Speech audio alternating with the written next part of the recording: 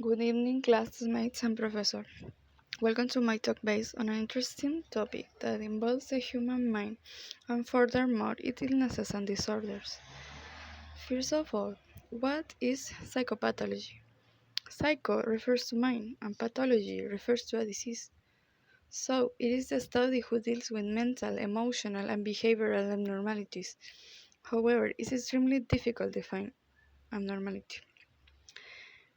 A close definition would be that the person's failure to function adequately based in an inability to cope with day-to-day life, caused by psychological distress which may lead to harm himself or another person, or when a person deviates with his normal pattern of behavior. Segmento 2. Now, I'm going to talking about examples of mental illnesses. It can be normal reaction to stress for someone feel anxious. However, generalized anxiety disorder is diagnosed when a person feels excessive worry about observed things and that does not go away and can get worse over time. Most people who has this disorder could not function quite well due the symptoms can interfere with daily activities such as job performance, schoolwork, and relationships. In this disorder, they suffer so much from their anxiety that leads them to see professional help and treatment as soon as possible. Segmento 3. Bipolar disorder, formerly called maniac depression, is a mental health condition that causes extreme mood swings that includes emotional highs called mania and lows called depression. When you become depressed, you may feel sad or hopeless and lose interest or pleasure in most activities.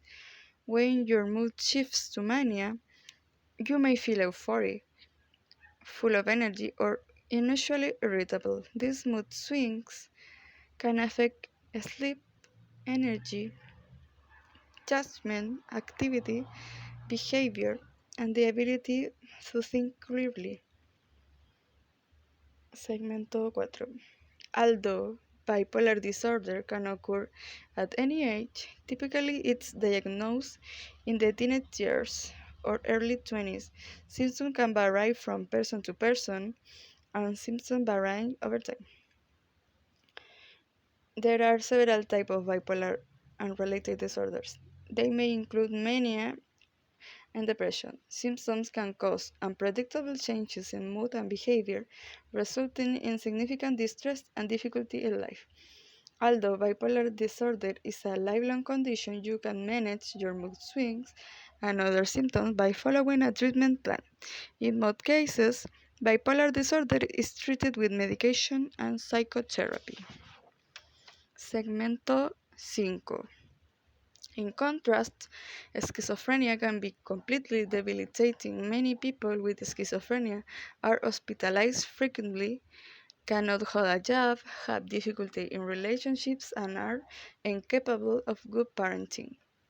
Schizophrenia could be defined as a serious mental disorder in which people interpret reality abnormally, with a range of problems with thinking, behavior, and emotions. Common symptoms of schizophrenia include hallucinations, delusions, and extreme disordered thinking and behavior that impairs daily functioning and can be disabling.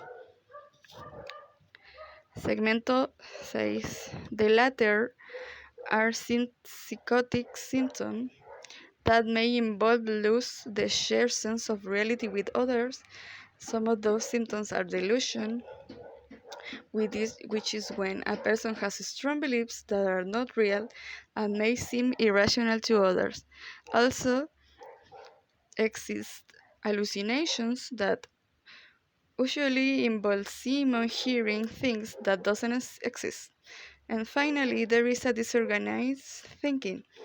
People with thought disorder may have trouble organizing their thoughts and speech sometimes. Sometimes a person will stop talking in the middle of a thought jump from topic to topic, or make up words that have no meaning. Current treatments for schizophrenia focus on antipsychotic medications and psychosocial therapy. Segmento 7. We can't talk about psychopathology if not mention some of the personality disorders and, for instance, the antisocial personality disorder. Some people with antisocial personality disorder are highly successful, intelligent, and charming, but exploit others for their own personal gain. Others are unable to maintain a job or a stable home and end up in prison or in a drug or alcohol facility. They are generally unable to sustain meaningful relationships with others. People with antisocial personality disorder tend to be irresponsible and repeatedly break the law, lack of empathy and act with an unfeeling manner, like and deceive others, lack remorse and regret, be unable to contain anger, causing conflict with others. Psychopaths are considered to have a severe form of antisocial personality disorder. Segmento 8.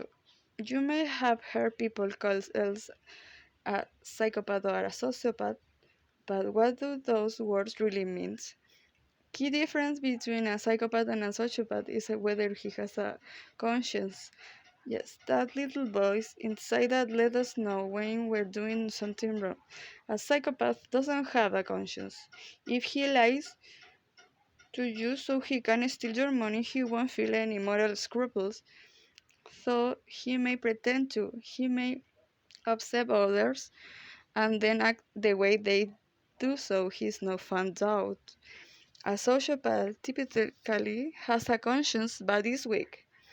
They may know that taking your money is wrong and they may feel some remorse, but that won't stop their behavior.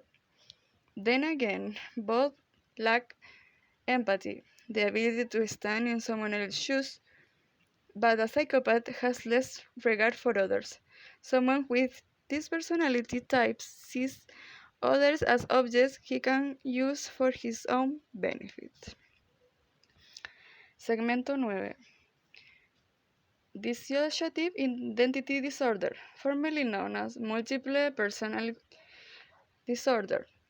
This disorder is characterized by switching to alternate identities. You may feel the presence of two or more people talking or living inside your head, and you may feel as though you are possessed by other identities. Each identity may have a unique name, personal story, and characteristics including obvious difference in voice, gender, mannerisms, and even such physical qualities as the need for eyeglasses. There are also differences in how familiar each identity is with the others. People with dissociative identity disorder typically also have dissociative amnesia and often have dissociative fugue. Dissociative disorder usually develops as a reaction to trauma and help keep difficult memories at bay. Symptoms ranging from amnesia to alternate identities depend in part on the type of dissociative disorder you have. Time of stress can temporarily worsen symptoms, making them obvious. Segmento 10. Borderline personality disorder is a disorder of a mood and how persons interact with others. The symptoms of borderline disorder can be grouped into four main areas. Emotional instability. You may experience a range of emotions negative as a rage, shame, terror, long-term feelings of loneliness and emptiness. 2. Disturbed pattern of thinking or perception may be hallucinations, such as hearing voices outside your head. This may often feel like instructions to harm yourself or other people, and a strong belief that that's not real. 3. Impulsive behavior. an impulse to self-harm, such as cutting your arm with razors or burning your skin with cigarettes.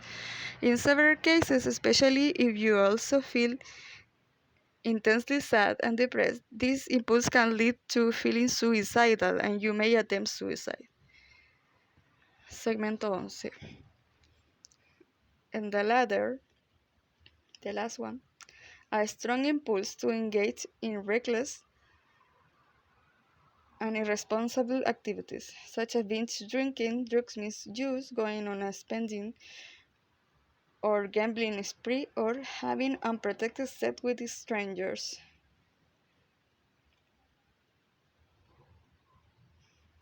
You also can demonstrate intense but unstable relationship with others. They may feel that other people abandon you when you most need them, or on the other hand, that they get too close and smother you. When people feel abandoned, it can lead to a feeling of intense anxiety and anger. You may frantic effort to prevent being left alone, such as making threats to harm or kill yourself if that person ever leaves you, psychological clinging on that person and refusing to let go, constantly texting or phoning a person.